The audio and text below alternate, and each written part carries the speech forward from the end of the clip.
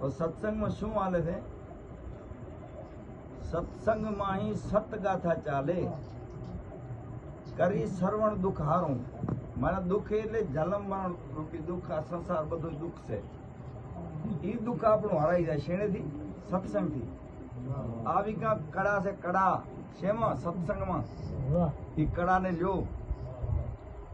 કળા મને કલા. આ કલાને આપણે લ્યો તો આપવામાં કાંક પરિવર્તન આવે ને આપવામાં કાંક પ્રકાશ થાય. નકર પ્રકાશ છાશ એવા કાંઈ નથી. ઢોરમાં આપવામાં કાંઈ ફેર નથી. ઢોર ગળતે મનોજ ગળ્યા ભૂલ્યા સિંહ ને પૂછ, તુલસી પર હેત ગુરુ ભક્તિ બેને દેખ દાડીને દેખ મૂછ. તો સત્સંગમાં સતગાથા ચાલે, સત મને સાચી વાત. એને શ્રવણ કરીને આપણું દુઃખ મટી જાય. પછી સૂતા જીવ જાગી ઉઠે રે. સતગુરુ આપણને હાજર છે ને, અજ્ઞાન રૂપી નીંદરમાં આપણે ઉતર છીએ તો આપણે જિજ્ઞાસા રાખીએ તો આપણે જાગી નહીં. ઓહો, આ તો બાપુ કહે સાચી વાત છે, આ તો ખોટું છે. સંસાર સપના જેવું છે.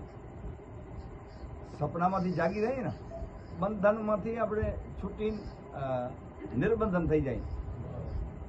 તો સત્સંગ એવો છે કે સૂતા જીવ જાગ કરી ઉઠે, લાગે નહીં કચું આપણને વાર લાગે નહીં. પણ કેમ વાર લાગે? સપ્ત ઝટકો લાગ્યા વિના કેમ રીજે કિરતાર. ઈયળ કેરી ભમરી બની તો નર ને કેટલી વાર એનો ઝટકો લાગશે ત્યારે. હો નકર સત્સંગમાં આમ કરીને બેઠા છો તો કઈ નહીં કરે.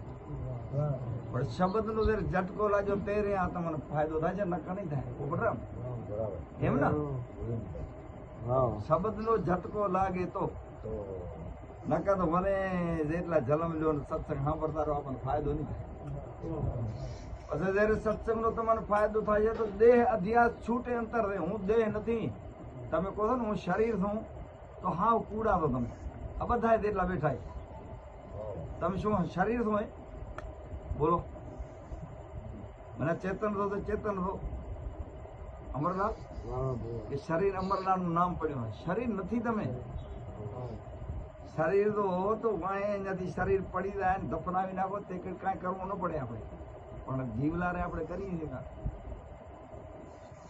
આ ઘર નું ને, આ ઘર ઈશાનો છે. આ શરીર નું,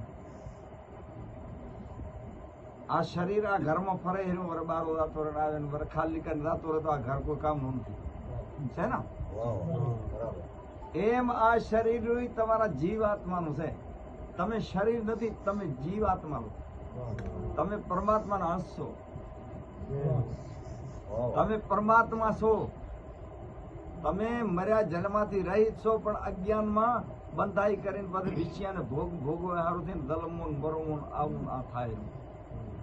એમ નથી કહેતા સત્સંગથી ઈ છુટકારો પણ જડશે તમને. ઈ સત્સંગથી મરવા જવલાનો છુટકારો જડશે આપણને. તો દેહ અધ્યાસ છૂટે અંતર દે. આ દેહ નો અધ્યાસ. હું દેહ નથી. હું સચિત આનંદ સ્વરૂપ છું. હું તો બ્રહ્મ છું. દેહ તો જડ છે. હું જયારે બારો નીકળી ત્યારે દેહ શું કામનું? કોઈ કામનું નથી. એમ ગુરુ આપણને તમારા આત્માને ઓળખાવે છે. દેહ જડ છે. દેહ ને કોઈ દી ન માનવા. જાતા સુધી સંસાર ને તમે હાસો માનો, દેહ ને હાસો માનો તો તમારી જડ બુદ્ધિ રહે. જબલક સત બુદ્ધિ સત માનો હો ને જગત ને, તબલક ભરમ નહીં આવે. તથા તમને ભરમ નહીં આવે. પછી કેને પૂછતા છો ઘડી, કેને પૂછતા છો ઘડી, ચાય માથો નમાવતા છો ઘડી, ચાય નમાવતા છો. હે એવું કઈ નથી. એ વડે ઠાઠા સંતાનો મહાત્માનો બોધ સમજો. બરાબર.